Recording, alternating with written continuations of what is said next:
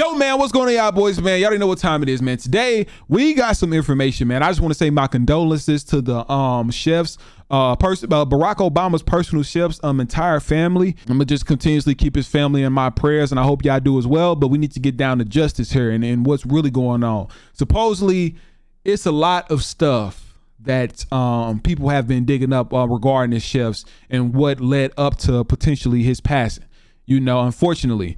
But we're going to figure out what that is today. So let's get into this video. I want to do too much talking. Let's get it. Let's go.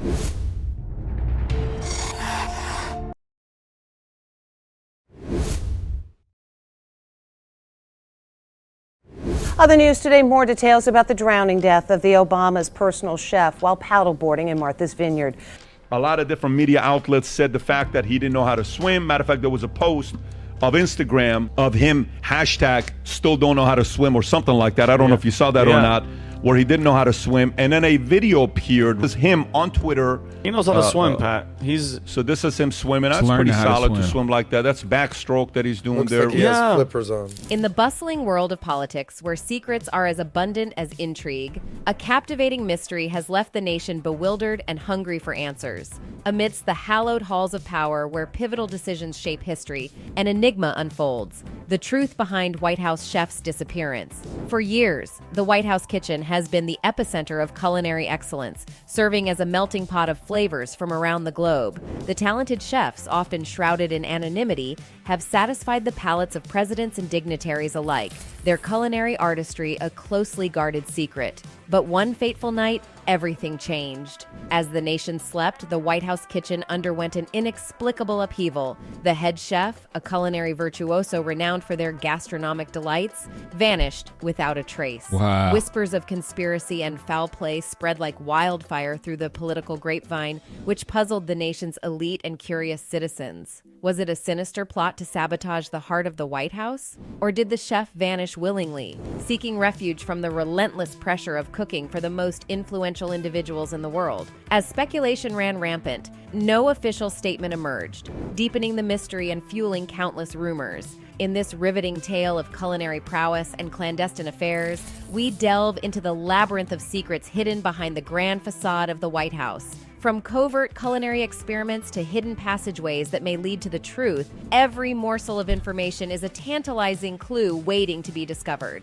Prepare to be captivated by a story that intertwines the world of haute cuisine with the intricacies of politics, where the search for answers will take us on a roller coaster ride of suspense and revelation.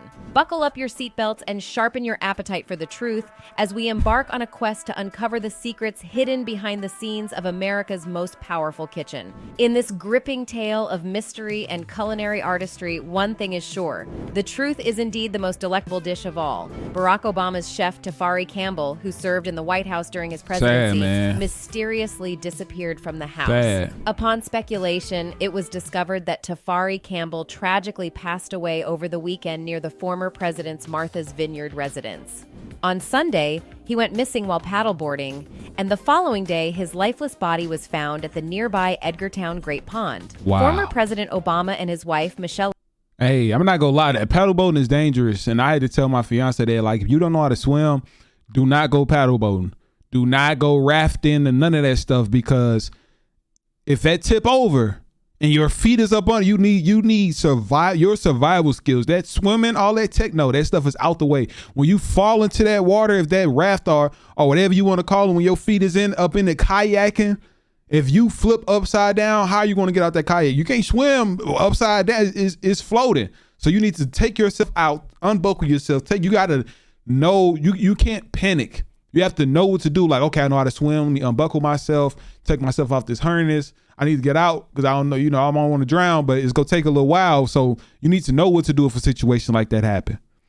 Obama were not home when the incident occurred. Notably, when Campbell's body was found, he was not wearing a life jacket. Presently, the Massachusetts State Police Department is investigating his death. However, it is believed to be an unfortunate accident at this stage, and nothing beyond that is suspected. Nonetheless, the couple expressed their heartfelt sentiments through a statement from The Guardian, emphasizing that Campbell held a special place in their hearts as a beloved part of our family. They fondly recalled their first encounter with him at the White House and highlighted how their close bond endured well beyond Obama's office tenure. The couple said, "That's why, when we were getting ready to leave the White House, we asked Tafari to stay with us, and he generously agreed. He's been part of our lives ever since, and our hearts are broken that he's gone." Following the tragic passing of Tafari Campbell, the former personal chef to Barack and Michelle Obama and a former White House staff member, online platforms witnessed a surge in the dissemination of various right-wing conspiracy theories.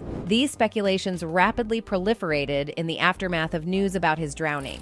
Amidst the profound grief felt by the Obamas over the loss of their chef, Tafari Campbell, the online reaction to his death took a peculiar turn. Almost immediately after the news broke on social media, netizens began to draw strange connections, pointing out that this was not the first instance of a White House chef passing away by drowning. The death of the chef has taken the internet by storm. A user named Ian Miles Cheong, known best for his commentary on Twitter, tweeted a video of Tafari Campbell swimming perfectly. And The death of Obama's personal chef, a trained swimmer.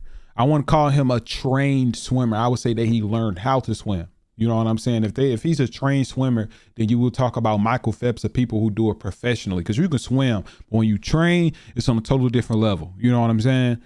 And he called him out as a trained swimmer, though, which has raised eyebrows of speculation that the death of the beloved chef was not an accident. Adding to the intrigue, internet users have uncovered video footage of Campbell displaying exceptional swimming skills on Instagram. His fitness highlights showcase him proficiently executing backstroke, freestyle, and various swimming strokes during an extensive 40-minute swim workout. These discoveries have led some netizens to consider the possibility of a conspiracy surrounding Campbell's demise, as his drowning appears implausible given his swimming abilities. A user shared, "Why are the Obamas putting out the narrative that Tafari Campbell didn't know how to swim when I just saw video of him swimming like a fish? This smells."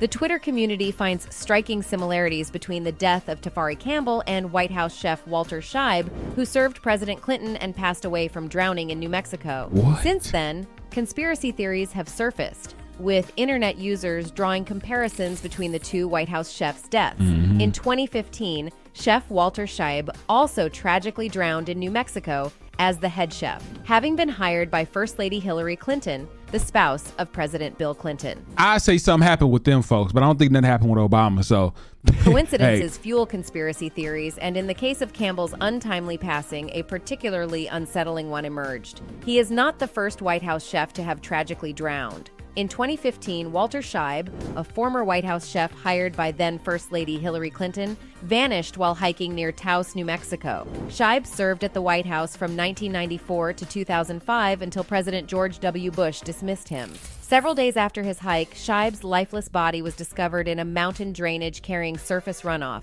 The cause of his death was determined to be drowning, though the circumstances remained unclear due to him hiking alone. It's true. While there are no direct connections between the separate tragedies that befell Scheib and, years later, Campbell, some influential figures have been speculating about a connection. They suggest that the deaths might be somehow linked to what the chefs had witnessed during their time at the White House. Possibly. In light of these revelations, comparisons between the deaths of the two White House chefs have emerged, with some suggesting a potential pattern.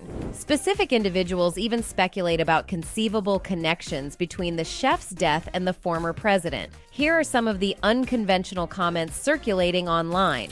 One user tweeted, "Barack Obama's White House chef, Tafari Campbell, wasn't the first White House chef to die by drowning. In 2015, it was determined that a White House chef who was hired by then First Lady Hillary Clinton, Walter Scheib, also died by drowning. Nothing to see here." In response to this tweet or X post, one user wrote, "Isn't the first time sous chef Tafari Campbell had an impressive tenure of nearly a decade at the White House, serving first during George W. Bush's administration and later throughout Barack Obama's two-term presidency in Washington, D.C. During his distinguished service, Campbell contributed to creating some of the most renowned presidential recipes, among which was Barack's cherished honey ale beer, crafted from ingredients meticulously cultivated at the White House.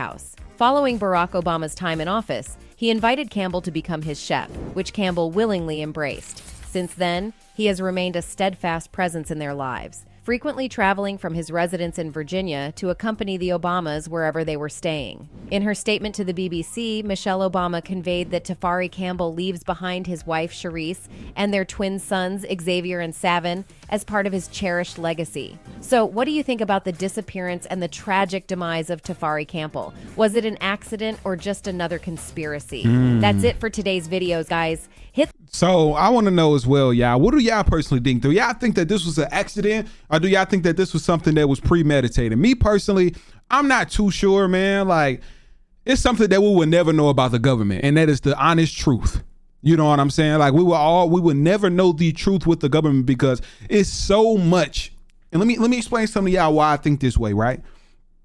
A lot of my people who live in DC, how is the nation's capital in a way, DC, where the White House and all these secret CIA agents and all it, like, how is this city with our supposed president that lives in a lot of important individuals, FBI agents, CIA agents, just the most military, like it's almost like a government state.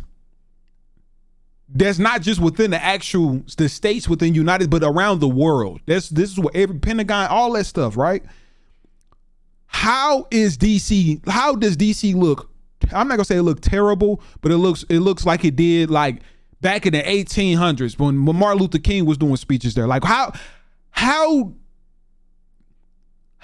does it look like that still? Why haven't they did updates like they do in Atlanta and LA, like the highways? If you go to DC now, you go through the highway, everything look the same. It look ran down. You got some places that they added a little fence, so they grass. Like, one thing about DC, the grass is gonna look fire. But why is the roads, the potholes, it's not as advanced that you would think a city would be. But it has to be something within that entire DC area that we don't know about. Something that we can't know. A lot of underground stuff, because if they start digging, it's going to start revealing a lot of stuff that we're not supposed to know. Is it tunnels down there? You know what I'm saying? Like why haven't they redid these highways? Why haven't they updated these exits? Bro, it's like two lane. We driving through DC. I'm like, yo, I would think it's like 5 lanes. Like, it's updated. Stuff looked like literally like the slums out there. I'm not gonna lie.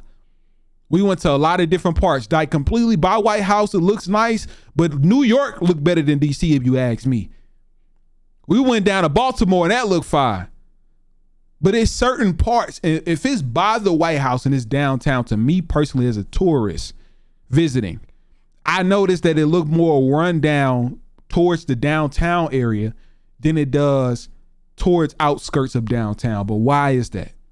That's the big question. But that's why I say you would never know with the government what's real or what's not. You know what I'm saying? I don't think that this is a complete sacrifice of the president's on the president's hand. You know, I mean, when you are the president's personal chef, you do swear oaths to never speak.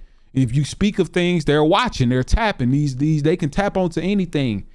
I have all electronics in here. They can literally tap themselves on something, find the frequency, and hear everything I'm saying right now. You know, so ain't no telling if he did say some information, but it's weird. How do you barely know how to swim and go kayaking or paddleboating by yourself? That ain't nothing that I would ever. I mean, I know how to swim, but I don't think I could ever go paddleboating in a pond. That's not like recreational. I don't know. That's just not something that I personally would do. So it doesn't add up to me, if you ask me personally, why somebody who barely knows how to swim, who had to take swim classes, will go paddleboating by themselves.